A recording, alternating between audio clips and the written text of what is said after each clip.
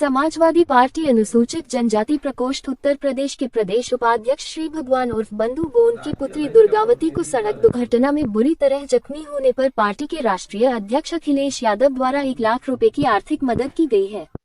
गुरुवार को बंधु गोंड के घर कैलीपाली पहुंचकर सपा के जिलाध्यक्ष फेफना विधायक संग्राम सिंह यादव ने 1 लाख रुपए का सहायता राशि का चेक छात्रा दुर्गावती को प्रदान किया। बंधु की पुत्री दुर्गावती स्कूल से पढ़कर साइकिल से घर लौट रही थी। इस मौके पर वीरबल राम, विजय शंकर यादव, अभय सिंह रिंकू, रविंद्र यादव, विधानसभा अध्यक्ष मनोज गोंड, पवन गोंड, अजय गोंड आदि उपस्थित रहे। बलिया से आरिफ अहमद अंसारी की रिपोर्ट। अखिलेश यादव जी अपने कार्यकर्ताओं का ख्याल रखते हैं। पिछले दिनों ये बिटिया दुर्गावती जो हमारे श्री भगवान गोंड उर्फ बंधु गोंड जी जो हमारे प्रदेश के नेता हैं, उनकी पुत्री है। उनको जो पता चला तो उस पुत्री के लिए, इस परिवार के मदद के लिए उन्होंने ये चेक भेजा था जो हम लोगों ने आज दिया। इसे क्या संदेश देना चाहते हैं जो आज वितरण किया गया? राष्ट्रीय अध्यक्ष जी, आपको मैं बताना चाहता हूँ, कभी भी किसी के ऊपर परेशानी आई तो हमारे कार्यकर्ता हैं।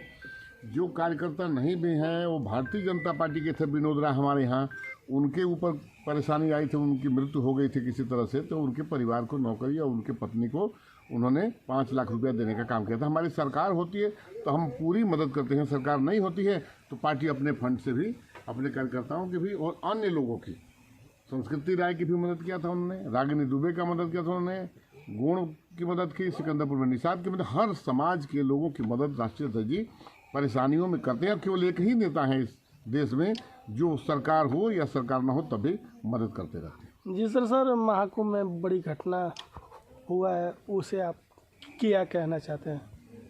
महाकुंभ में जो घटना हुई है वो उसकी कल्पना आप नहीं कर सकते। और यहाँ के मुख्यमंत्री इतने झूठे हैं, अपने बयान से मुकर जाते हैं। उन्होंने कहा था कि 100 करोड़ लोगों का इंतजाम हमने किया है, उसका वीडियो चल रहा है यूट्यूब पर। वो कहते हमने कहा ही नहीं। और 100 करोड़ का इंतजाम कहाँ था जिस दिन इतने लोग मर गए? जो लोग मरे हैं उनकी कोई कल्पना नहीं की जा सकती। और सभी के सभी हिंदू थे, मुसलमानों को तो रोक दिया गया था। मुसलमान रुके नहीं होते तो कुछ और एंगल ले सकते थे, लेकिन हिंदुओं को भी और सनातन धर्म के भी ये हैं नहीं। केवल अपनी कुर्सी के लिए उन्होंने झूठ बोला।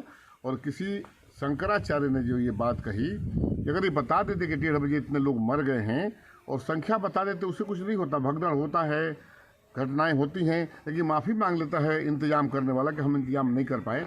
लेकिन इन्होंने कहा कि केवल अफवाह है, कोई मरा नहीं है। तो शंकराचार्य या जो भी संत थे वो जा कर के स्नान किए, पूजा किए और खाना खाए।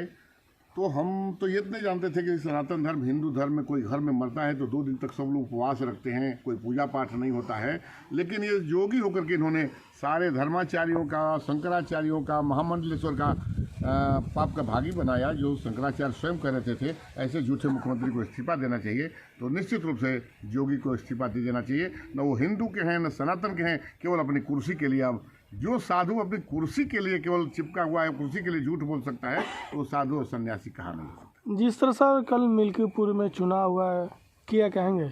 मिल्कीपुर के चुनाव में जो ऑडियो जारी हुआ है हमारे राष्ट्रीय अध्यक्ष की तरफ से, कोई स्टिंग ऑपरेशन हो रहा है। उसमें पठासीन अधिकारी बता रहा है कि मैं 36 वाले में हूँ और मैंने अपना टारगेट 90 से 95% पूरा कर दिया है, जो टारगेट हमको दिया गया था। तो इससे पता चलता है कि हर पीठासीन अधिकारी की नियुक्ति मुख्यमंत्री के कहने पर और उनके द्वारा अपने ही जो उनके उपकृत लोग हैं उनको पोस्टिंग किया था उन्होंने। और उन्होंने टारगेट दिया था कि आपको कितना वोट डालना है किस बूथ पर। ये वोट डाल करके अगर मुख्यमंत्री ये चुनाव जीतना चाहते हैं तो इसका कोई मतलब नहीं है। इस चुनाव का कोई मतलब नहीं। हमको लगता है कि समाजवादी पार्टी के कार्यकर्ताओं को भगाया जाना, लोगों को वोट न देने देना, लोगों का वोट कटवा देना और अपने फर्जी हर बूथ पर वोट डलवा करके और चुनाव जीतने का काम करना, ये निश्चित रूप से बहुत ही निंदनीय है और लोकतंत्र के लिए घातक है। सर, दिल्ली में चुनाव हो चुका है, 8 तारीख को गिनती है, किसकी सरकार बनने वाली है, क्या कहेंगे? अब देखिए, मैं भविष्य वक्ता हूँ नहीं। अब जिसकी सरकार बननी होगी 8 तारीख को गिनती होगी, पता चल जाएगा।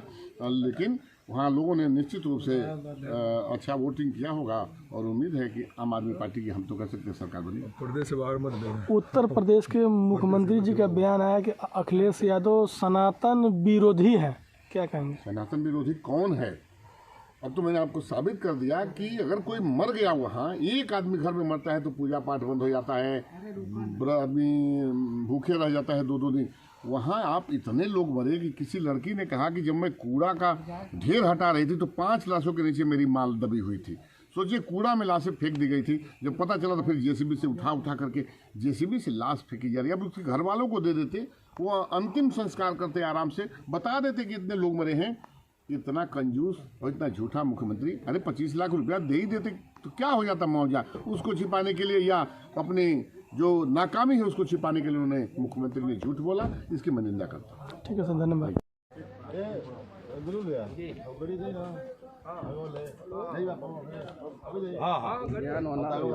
ले आए।